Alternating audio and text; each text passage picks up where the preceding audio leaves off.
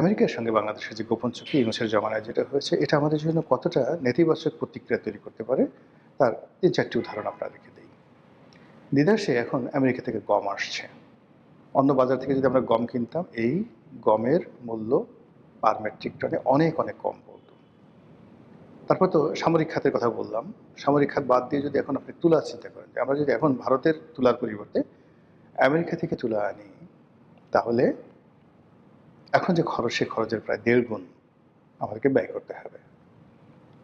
এর বাইরে যেটি স্পষ্ট হয়ে গেছে সেটা হলো যে আমাদের তেল গ্যাস যে অনুসন্ধান, এটা সম্ভবত অ্যাবসলিউটলি আমেরিকার হাতে চলে গেছে। সমুদ্রে তেল গ্যাস অনুসন্ধান, এবং আগেই যে আমেরিকান কোম্পানি শেভরন, তারা বাংলাদেশের গ্যাস ক্ষেত্রের অলমোস্ট 80% তারা নিয়ন্ত্রণ করে এখন। তো এই শেভরন থেকে শুরু করে অন্যান্য যে সকল আমেরিকান কোম্পানি, তার মধ্যে একজন মোবিলের নাম আমরা শুনেছিলাম শেখ হাসিনার জামানাতে, যারা গভীর সমুদ্রে বঙ্গোপসাগরের উপকূলে এই তেল গ্যাস অনুসন্ধান করবে, এবং সেটা শেখ হাসিনা তাদেরকে দিতে রাজি হয়েছিল ক্ষমতায় থাকার জন্য, এইরকম কথাবার্তা শোনা গিয়েছিল। এখন সেই একজন মোবিল, তাদের সঙ্গে ইউনূস সরকার কী চুক্তি করেছে এবং তারা এখন কী কাজ করছে আমরা এখন পর্যন্ত জানি না।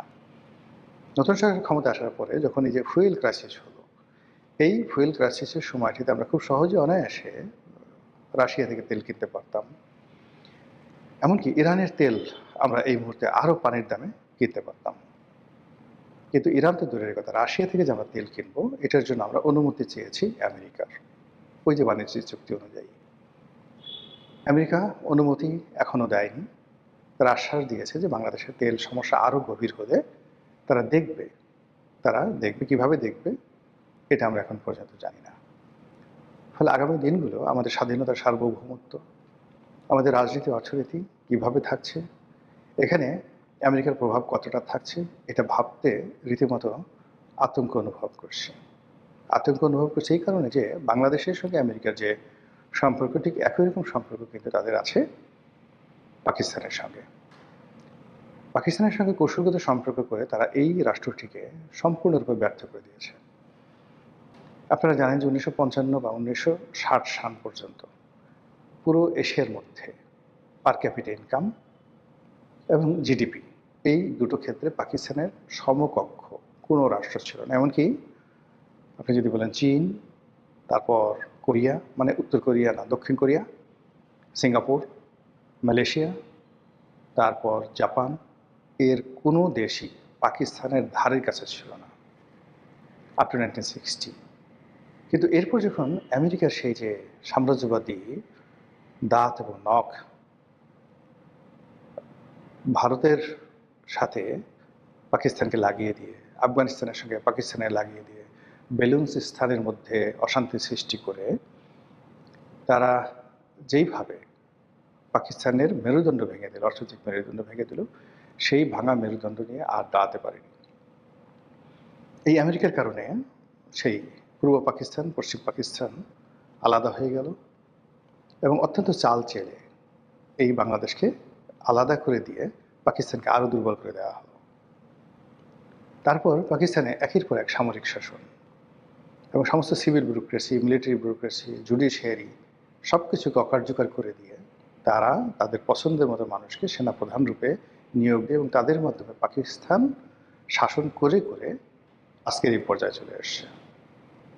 আমেরিকার এই যে শোষণ, এটার বিরুদ্ধে প্রথম জুলফিকার আলী ভুট্টো দাঁড়ানোর চেষ্টা করেছিলেন, কিল্ড।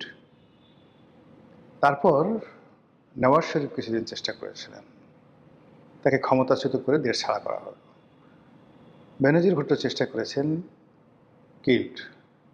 আর সর্বশেষ চেষ্টা করেছিলেন যাকে বলা হয় ইমরান খান। তিনি এখন জীবন এবং মৃত্যুর সন্ধিক্ষণে কারাগারে আছেন, আমরা জানি না কেমন আছেন। বাংলাদেশেও কিন্তু শেখ হাসিনা চেষ্টা করেছিলেন আমেরিকার সাম্রাজ্যবাদের বিরুদ্ধে দাঁড়াতে, তিনি পারেননি, কিন্তু প্রাণে বেঁচে গেছেন।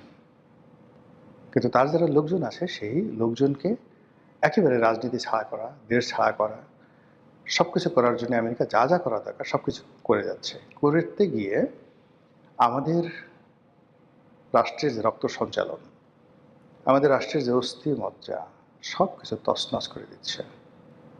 ফলে আগামীতে আমরা কিভাবে দাঁড়াবো, কিভাবে হাঁটাচলা করব, কিভাবে সম্মুখে আগাবো, এমনকি কিভাবে মারা যাব, সেই বিষয়গুলো হয়তো আমেরিকার তদারকিতে চলবে।